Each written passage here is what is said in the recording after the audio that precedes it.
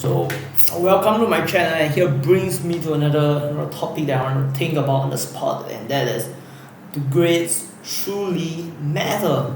So it can be seen from two aspects. The first aspect is, do grades matter?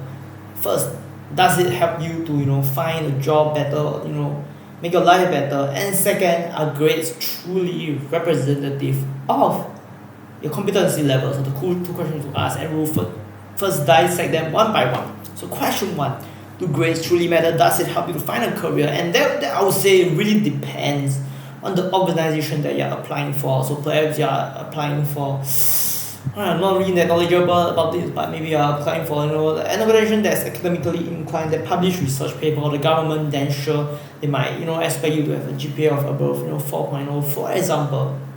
But I'm looking for other organizations in general, maybe 3.5 or 3 can get you a job as long as you have the relevant qualifications in that, you have the relevant skills necessary, and you have performed internships that requires specific skill sets that's required in the current job. So the GPA might not matter to that large an extent as you think, and while it does affect your pay by maybe $100 or $50, but it doesn't really affect your future that much unless you want to get into a prestigious company, or company that's based off research and things that really requires intense academic qualifications, I would say.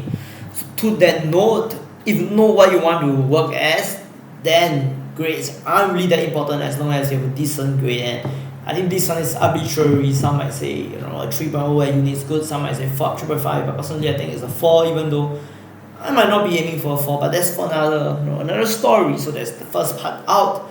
In that, depending on the job that you want to find, GPA might be more or less important than you think it is.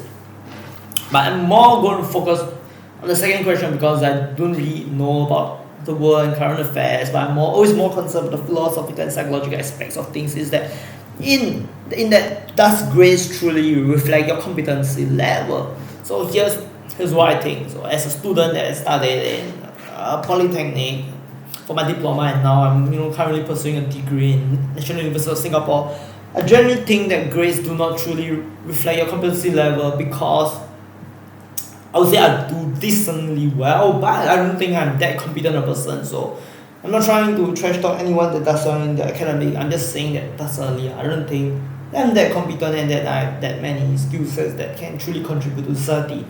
So hear me out. What is required for you to do well in classes, in schools? So maybe in engineering is the exam paper. So what skill does it require? It requires you to analyze what has been taught. It requires to analyze, simplify the key ideas, understand them, and then memorize it, and then you replicate on the paper. So if you are highly talented, you'll be able to solve the questions without having done them first, because you are the genius. But if you are not that talented like me, all you have to do is to solve it once and then understand it and memorize it. So some degree of hard work and discipline, and then voila, you can reproduce it as many times as you like the results. So it shows that one, maybe you are quite fast, either you are fast at learning or you are disciplined. Two, you have the ability to grasp complex ideas. And three, you are very disciplined. You have a good schedule of time, which explains why you can get so many things done in a short amount of time, because there's a lot of content covered in a short few months. So that's all the grades proves. Maybe in university curriculum, as FAS students now, Faculty of Arts and Social Sciences, I'm expected to speak out in my classes, so it tests how courageous I am, how eloquent I am in my speech, how well I articulate my thoughts and present my ideas, and again, the amount of critical thinking that goes on in my brain is thinking, or what they call considered thoughts of the ideas that I just read about. Considered thoughts, because not just thoughts, but I thought about the thought, considered thoughts. So if I'm able to grasp complicated ideas, and that's not too hard for an INTJ, because I just used to analysis, I can do well as long as I have mental capacity to do so. But does that mean that I am a competent person in general?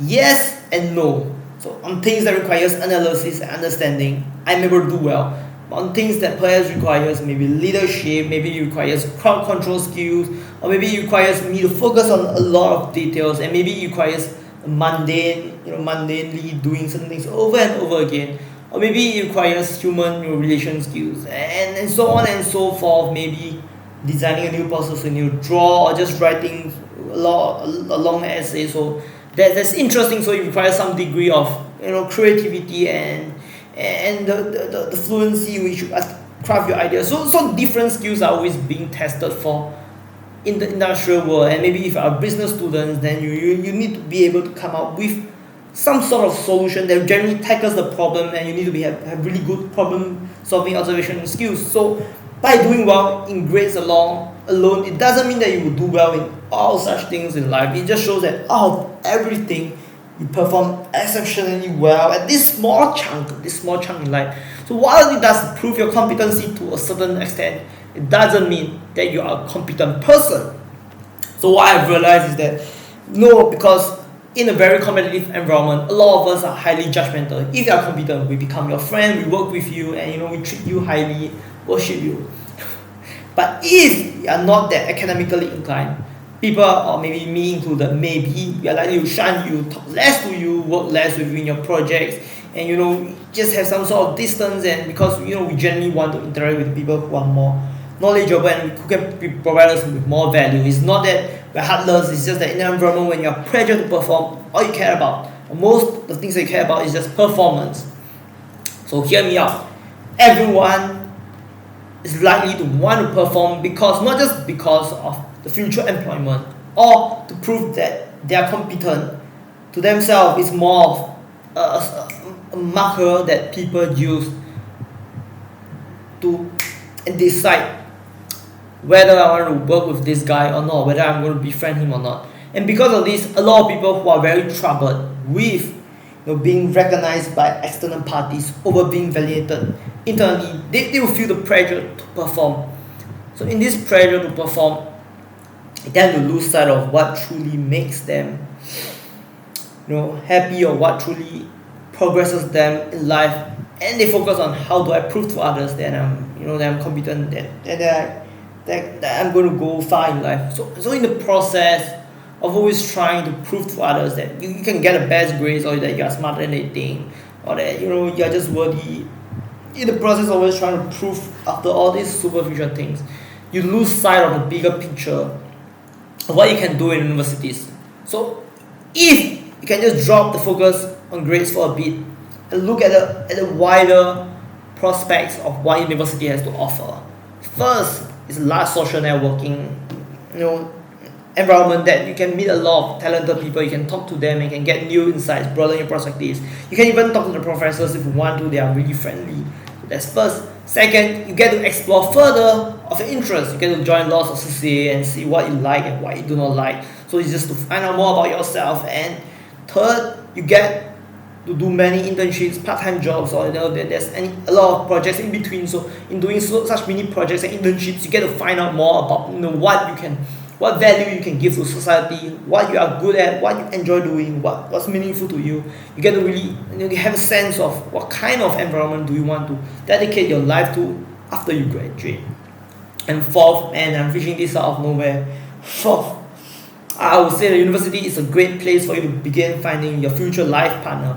A lot of us, we get sucked into the academic grind that we lose sight of the bigger picture, in that for more than 1/3 of your life in the future after you get married, more than 1/3 of the time will be spent with your husband or your wife. And so it all more makes sense for you to focus on finding a life partner as much as, or even more than, the amount of time that you take to focus on your academics. Because if you have a very problematic spouse, trust me, the amount of problem he or she gives to your children and to you will mentally distract you from your career and from your life, that it will detract you from your quality of life. You're just going to be in a mentally chaotic state all the time. So fourth, university is a great place for you to find your spouse. And fifth, university is a great time. Oh no, my alarm sound. It's just a great time for you to sample how much responsibility can you take on from the various parties, from your family, from your friends, from your school, from your CCA, maybe from your religion, and from your hobbies and from your side hustle, everything combined. How much can you take on without breaking, or better yet, while thriving in life? So with all these things in mind that university can provide you an opportunity for, why are you so focused on your grades? So that's my question to you, for you to reflect about. I'm not going to give you an answer because I'm in a rush, I got to go. Thank you so much for tuning in, and I hope you enjoyed today's video. Peace out.